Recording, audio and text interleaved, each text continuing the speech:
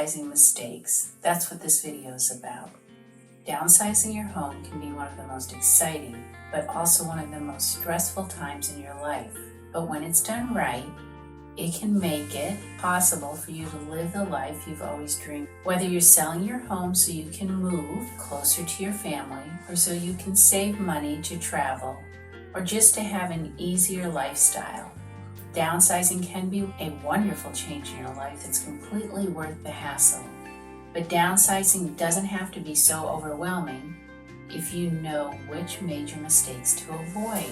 That's why I'm going to tell you 7 of the most common downsizing mistakes people make and what to do instead so that you can be better prepared to get a great start on the next phase of your life. Number 1, waiting too long to downsize. One of the biggest mistakes people make when downsizing is waiting too long. Oftentimes, people put it off until they become ill or a spouse dies, so then they have to downsize while they're in poor health or when they are grieving, which is far from ideal. Or some people wait too long until it becomes too difficult physically without someone else to help pack or lift or carry boxes, though I do know someone who can help. Great network. And for some, the longer they wait, the harder it becomes to let go of any items from their home where they raised a family and have so many memories. Or it just becomes harder to leave their home at all, and staying there can eventually become a deterrent to their financial, emotional, or even physical health. While it's important not to rush when downsizing and to take the time to emotionally prepare yourself for moving, you don't want to keep putting it off until it's too late.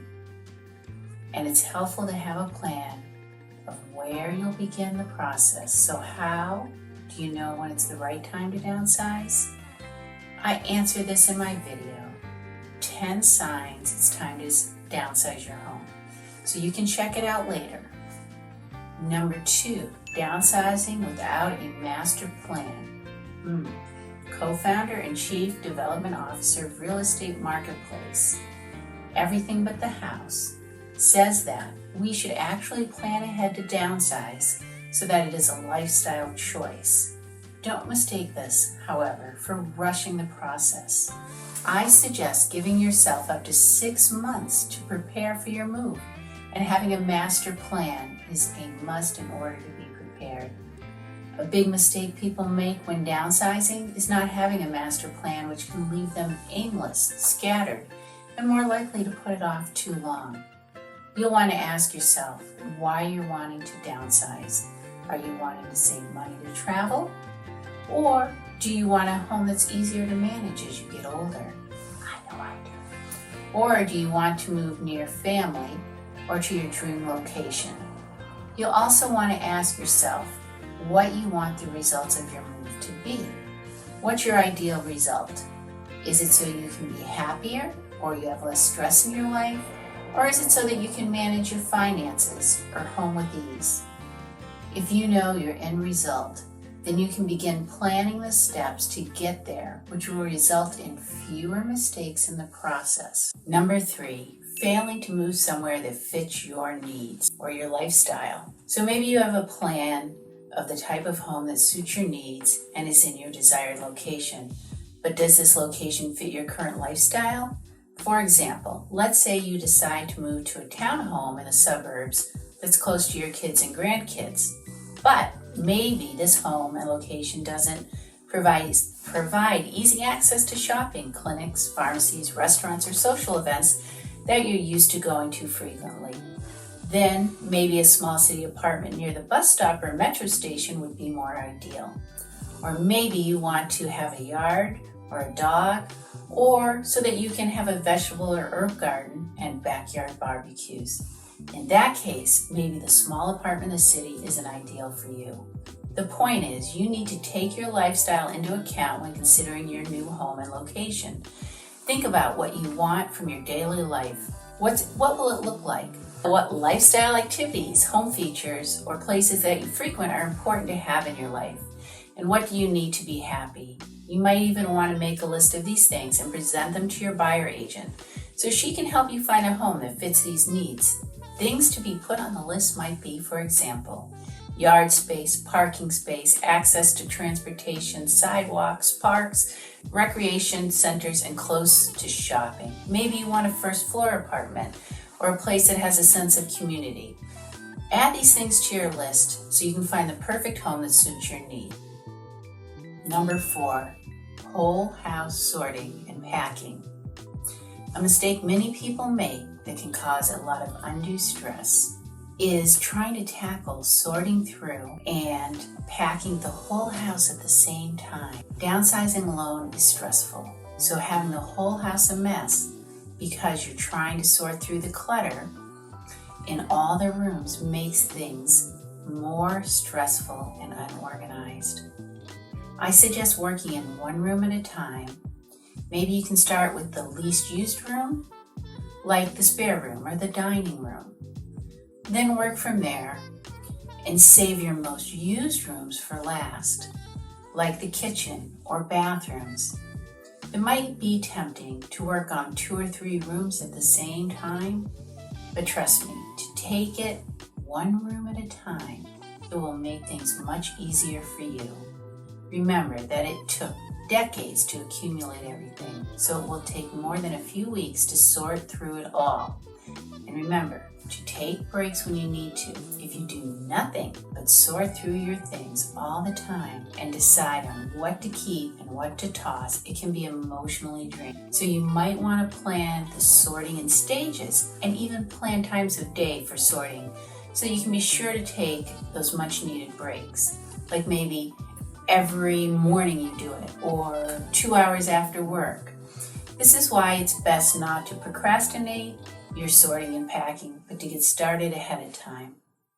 Number 5, getting rid of it all of it. When some people downsize, they toss or give away most of their belongings. But just because you're downsizing doesn't mean you have to get rid of everything. Having to replace later what you got rid of won't help you in the long run, but might just make things more stressful. When you're trying to decide what to get rid of, ask yourself if it will fit into your new lifestyle. If it does, hang on to it. If you're not sure, you can always keep it for now and change your mind later. And if it has sentimental value, you might want to hang on to it.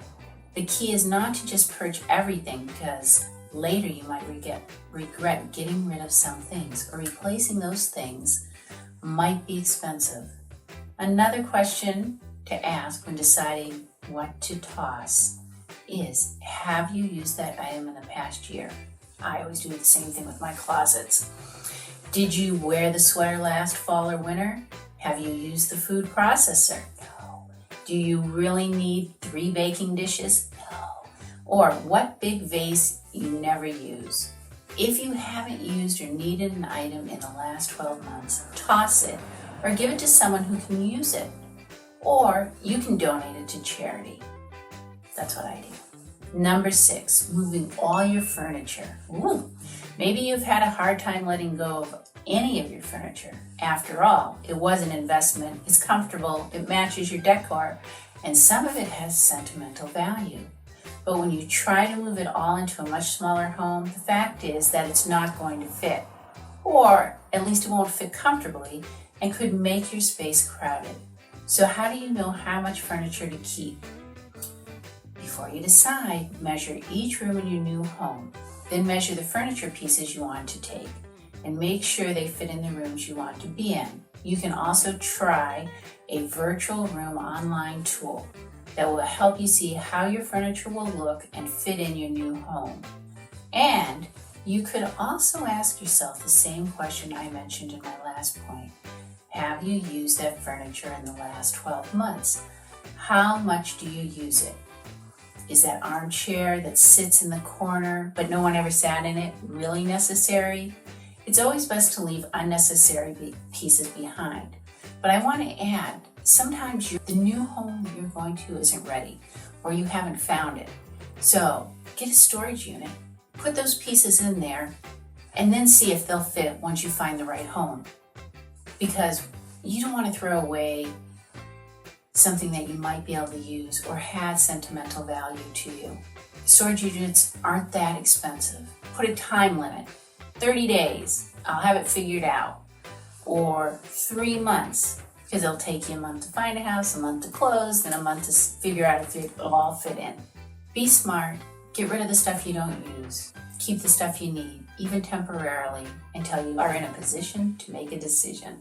Number 7, rushing the process. While you don't want to wait too long to start the downsizing process, you also don't want to rush it. Although you definitely want to keep some items with sentimental value, you might find that it's necessary to part with a few of them. So instead of throwing them away, think about where you can donate them or who you could give them to. If you can give them to someone who needs and appreciates them, that will make parting with them so much easier. Also, it's always better to take your time in finding the best home for you that will meet your needs and match your lifestyle.